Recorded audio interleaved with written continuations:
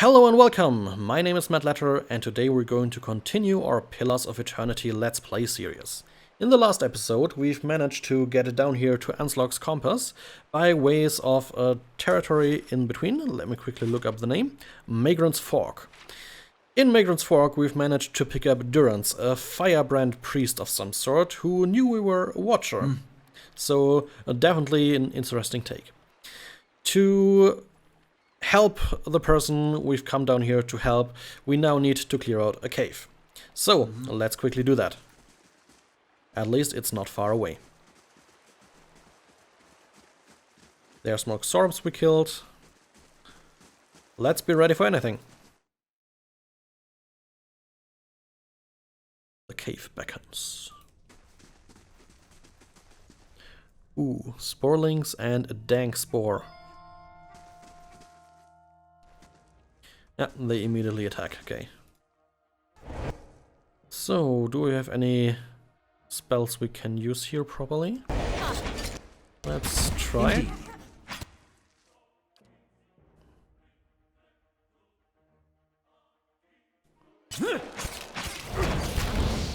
Yeah, fire hurts them. Okay, do we have a divine mark? And holy power.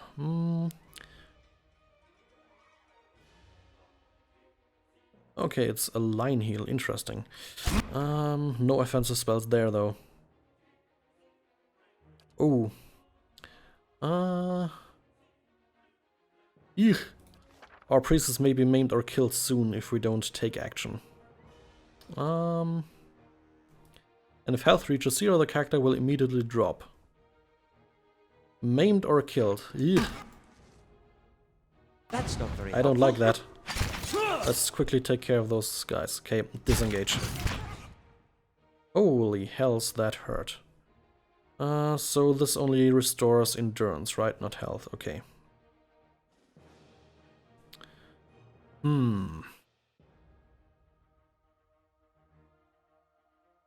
Penalty to accuracy on all in the field. Well, one more down. Good, let's engage the spore. Except for you. Yep. Did I have the right character selected? Apparently not. Did she fall down already? Oh, she got confused or something.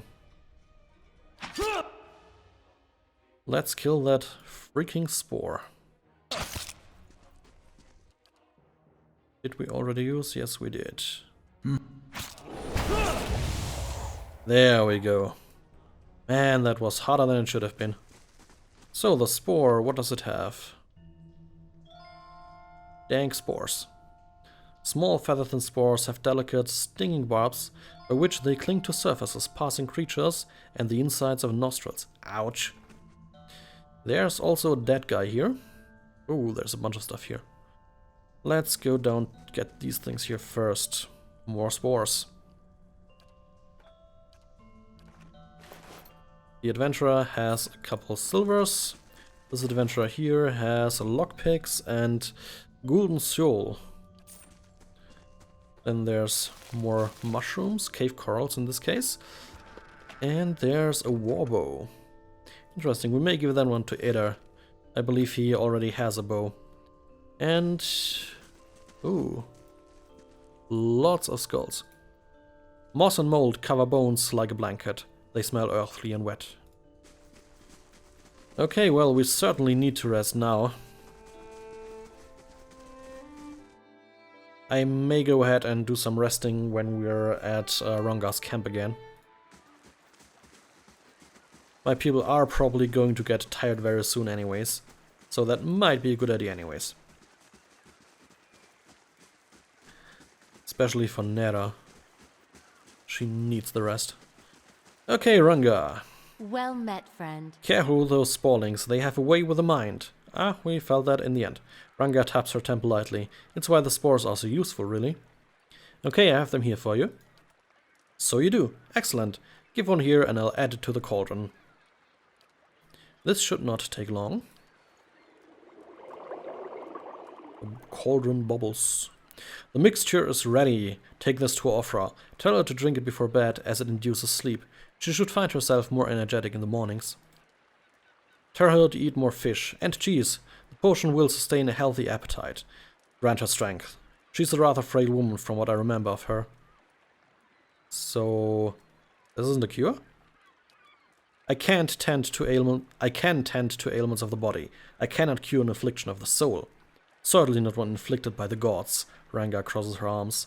I have explained many times. People will believe what they want. So let her believe. Perhaps that will help. Faith is a powerful thing. In the meantime, she will feel much improved, and if her child should not be claimed by her the legacy, then it will be born healthy. That I will promise. Okay. Well, it's not exactly that she's a charlatan. I mean, she told people they believe what they want to believe. Should we accuse her? I mean, it certainly isn't a cure, but she's not like telling us, yeah, it's a cure, take it there, all will be good. Yeah, well, let's leave. I have done what I can, as promised. Tell Aufra I wish her well. Well, that's certainly not the solution we hoped for, but it is something. I mean, if it strengthens the body, maybe it helps strengthen the soul by proxy, so to speak. Let's go and leave, and return to Gilded Vale.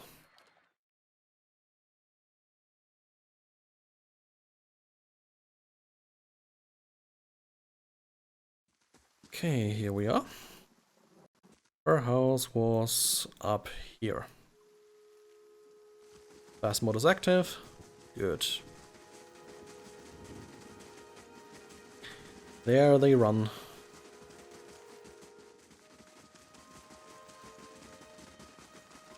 Okay, let's go in. Here we are. Let's talk to Aufra. Hello. You were some time away. Our worry you wouldn't return. Is that it? Have you brought it? Aufra looks at you hopefully. What did Ranga say? Well, I have it here. You really did it. Oh, bless you. Bless you. I don't know what I would have done without you. Now my baby will be safe. Aufra beams at you. I can't thank you enough. You should know something about the potion. Aufra blinks, looking down the vial. What do you mean? It doesn't do what you think. Ranga says it'll make you feel better, but that's it. And the other option, it might make you a little more tired, that sort of thing. Let's be honest. But that's... Aufra's happiness quickly fades. But everyone said... She looks away. I should have known. I've been so stupid. How could I think? I'm sorry. I wasted your time.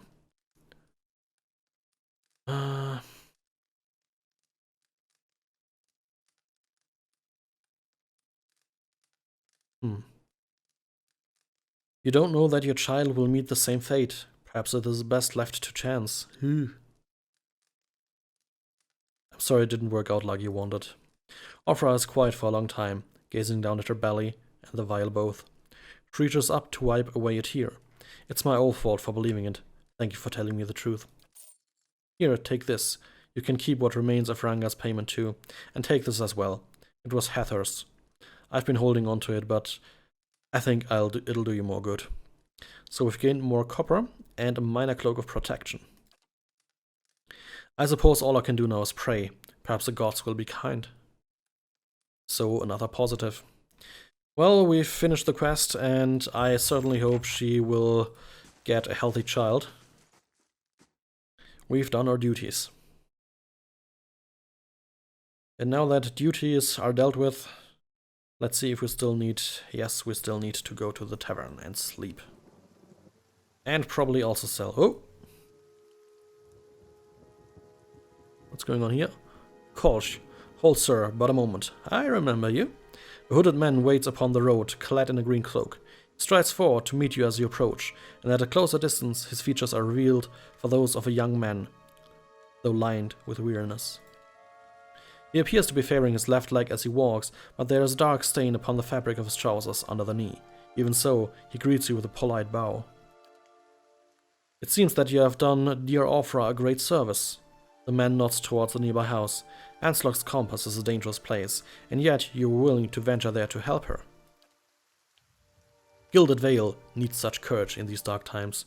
Stout hearts, willing to do what is necessary to save these people. He turns to look out over the village. Can I count you among that number? What is it that you wanted me to do? The man nods, standing a little straighter. It is a grim task that I ask of you, but I assure you, there is no other option. Lord Raedric must be stopped. Too long has Gilded Vale suffered under Raedric's madness. He would cure Wadeone's legacy by ensuring there are none alive in the village to be afflicted. I fear his own wife, Ygritte, may be at risk. The man has no mercy in him. We have not stood idle. My people and I breached the defenses, intent on ending Raedric's rule ourselves. We entered through the sewers under cover of night, but we were routed. His face darkens. There are dark creatures down there in the dungeons, the work of Raedric's Animancer. It falls to you. Lord Raedric has called for further reinforcements, and soon there will be no stopping him. Our time grows short, and in this hour I must beg assistance where I can. He's going to owe us more than some rubble-strewn plot of land after this. Fling him from the ramparts or else cut his head from his shoulders I cannot. Once his throne lies empty, Gilded Vale will have the stewardship that it deserves. So, who are you exactly? Only man determined to see Gilded Vale restored to its former glory. There was a time, stranger, when Gilded Vale was worthy of its name. The crops gleamed like gold, and the village's people lived well. I don't know about the golden crops, but there were less flies anyway. And what has become of it now? Whatever has caused this blight upon our land, it is not the fault of its people. Raedric looks to punish us for crimes we have not committed, and in turn, he is blind to his own. I am not, and he will pay for what he has done. I swear it by the flame. Yeah, well, that Lord Raedric sounds like a charmer. And, well, I am a kind wayfarer. I do want to get involved. I do want to help the people. And so far, all I've heard and seen of Raedric is torture, madness, and murder. So, we will deal with him. Then I commend you on your courage and thank you for your assistance. But I would not send you onward without you warning. Raedric's hold is crawling with soldiers and sellswords, all loyal to Raedric. They will not take kindly to intruders. In truth, they will be all the more alert for our failed efforts. A frontal assault would be unwise. If you would brave it, you could follow our steps and seek out the entrance to the sewers at the eastern edge of the moat. He looks away, but several of my men were captured. It may be the entrance has been found and sealed anew. Those men were under my command. I would be in your debt if you found some means of helping them. Once you make it inside, seek out my old friend Nedmar. He is the high priest, Beranthian, now that the shining god has fallen. A good man, in difficult circumstances. He will listen to reason. Jones chortles, nearly choking on his own disdain. Shining god! He never shone so brightly as when the bomb took him. The moniker is obsolete now. Ash does not shine. It's like if someone was to call you the attractive priest, Durance. Funny little bit of banter. Nedmar can help you reach Raedric, but he resides in the upper levels of Raedric's hold, protected by guards and mercenaries. You will have to keep to the shadows if you mean to reach him without alarming the entire keep. Yeah, let's be diplomatic. Thanks for your advice. I will make good use of it. I consider it a blessing from the gods that I have found someone that understands honor and duty. We're a paladin. Raedric's hold lies past the eastern wood, not far to the east. Name implies that. May Magran bring you victory, friend. I wish you luck. So if I remember right, this event triggered because we have a good enough reputation in Gilded Vale. So yeah, all the good we've been doing, it attracted the attention of Kolsc, and he decided to approach us now that he has apparently lost all of his men and effort. And yeah, it's basically do or die for him now. We'll take care of that, but for now there's a few other things I want to deal with and investigate. Good day to you. First of all, we want to do some selling. So, let's see. Yeah, fuck that helmet. No interest in that. The wolf hide we can also check out. Yeah, the pages from that guy's book. Off with them. And yeah, a whole bunch of arms. A sorrow quarter stuff. Eh, off with it. Okay. Armor-wise, we only got a rope. Let's keep that for now. A cape. Bunch of consumables. And yeah, we have torches. Okay, that's already 200 copper we earned back. Now let's see if we can sleep. Let's rest.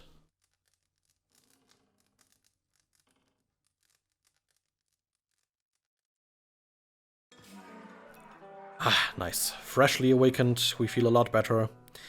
And now we can finally do what I wanted to do since about 2 episodes ago, and examine the fallen temple. So let's do that. Well, it's certainly been razed down to the ruins here.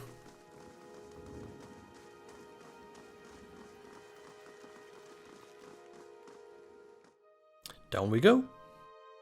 Let's see what awaits us in the dark chambers below. I haven't been in here for, must be 5, 6 years. Used to be real nice. Bright. Warm. So we have someone, but first let's check out here. Rising Sun and 3 Dawn Stars, the symbol of Eothas. And Wirton here.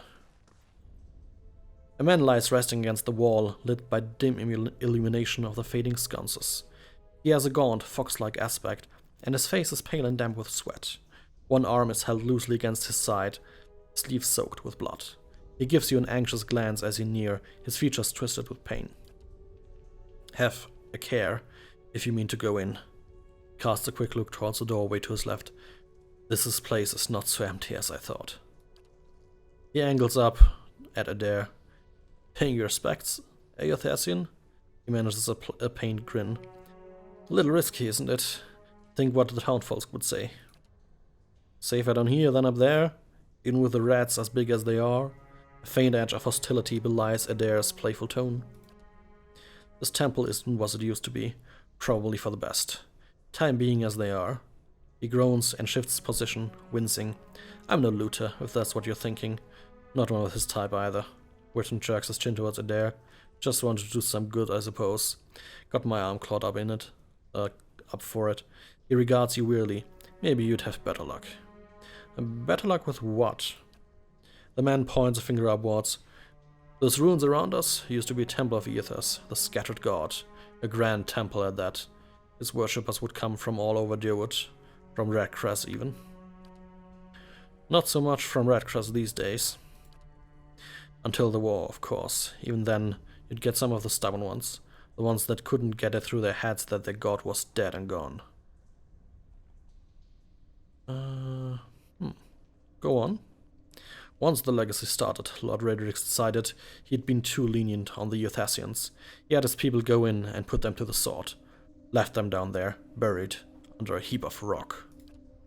After that, Redrick ordered the temple sealed. It's been years like that, up until recently. Lord Redrick hopes that if we rededicate the temple to a living god, then we'll be forgiven, and that the legacy will end. See? He smiles wryly. But until then, the temple is as you see it, unguarded. That's where you come in. Wirton licks his lips. Those priests, maybe they didn't have a lick of sense between them, but they still didn't deserve to go like that. Chopped down in their god's house. It doesn't sit right with me. If you can get down there, find their remains. Maybe we can finally give them a proper burial. Wirton breathes out. No small task. There's Khan in it for you, if you need motivating. Alof's cautious expression softens. A pleasant surprise to see that someone around here has a shred of respect for the dead.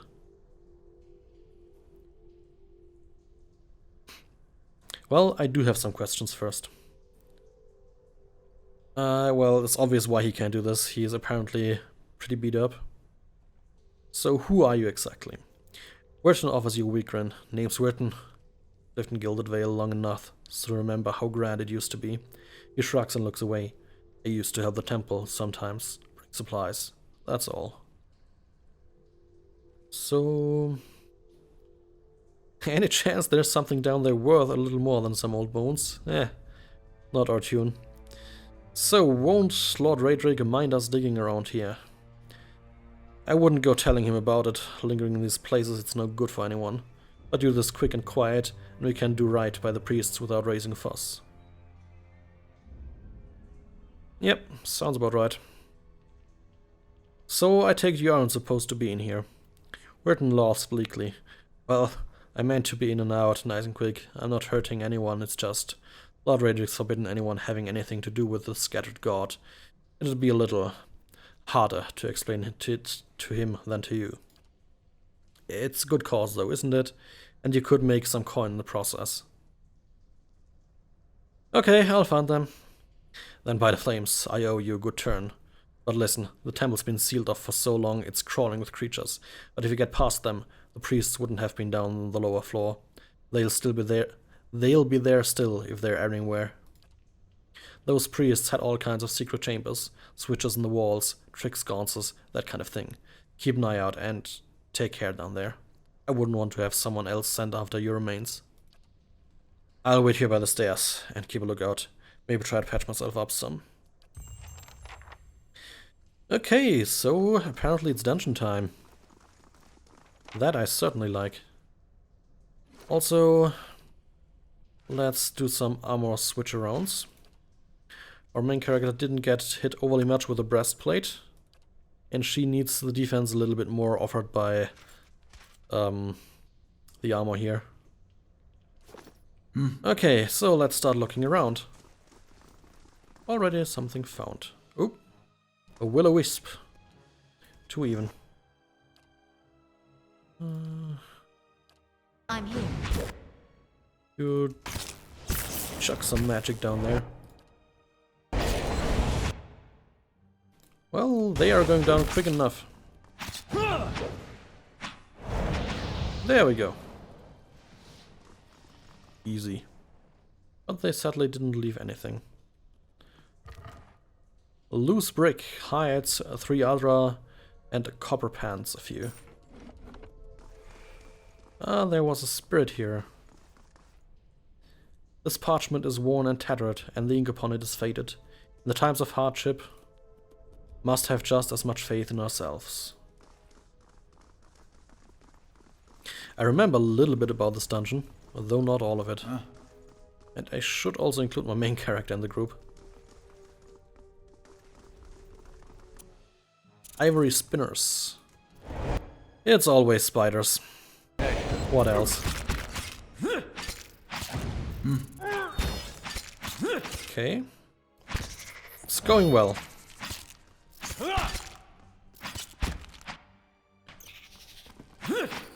Yep, these are not combats I need to micromanage quite yet. More ivory spiderlings. Can I surprise them with a little bit of arcane power? Probably not. Yeah. Nice Let's try. and quiet. Nah.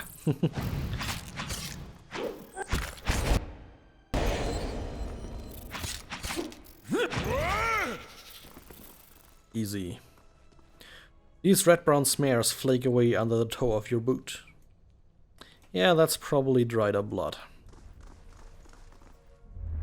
Whoa. The nearby crystal lights the cracked mosaic floor in shades of orange, and at certain angles the metallic symbols beneath your feet gleam gold. As you look on, the air shimmers, as with summer heat. The very dust and air seem to pull together until a thin, glowing mist appears before you. In its rippling gleam, you sometimes think you can see the shape of a man, features rendered in broad strokes of air and smoke. Yes, anyone else seeing this? Your voice sparks movement, the spirit surges with a sudden blazing light, and in the next moment you are somewhere else, your mind assailed with a wave of sudden fear and noise. You're in the chapter hall. Priests and faithful have gathered in great crowds, spilling into the hall. Bodies press against you, searching forward to listen. Your own grief is mirrored in the faces around you. Some of the initiates are weeping. Someone has snuffed the candles and the room is dark, save for the podium, lit from behind. Two people stand before it, lit in silhouette. A man is shouting, voice so ragged with fear you cannot understand what he says, but the rectrix stands calm, unmoved.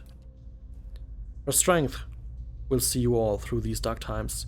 You feel that hope, like a spark behind your ribs. Somewhere behind you, someone begins to sing. The spirit tears itself from you with a sudden dizzying force, and you find yourself back before the ruined altar, swaying. The spirit fades, as suddenly as it appeared. Okay, so apparently we experienced some of what happened when the temple was stormed, I guess. But that has to be the taste to remain until the next episode, when we will continue exploring this dungeon down here. I'm looking forward to it, and I thank you all for watching. I hope to see you again the next time. If you did like the content, consider commenting, liking, or subscribing. Happy for all of that. And other than that, that's it for today. Thank you, and see you around.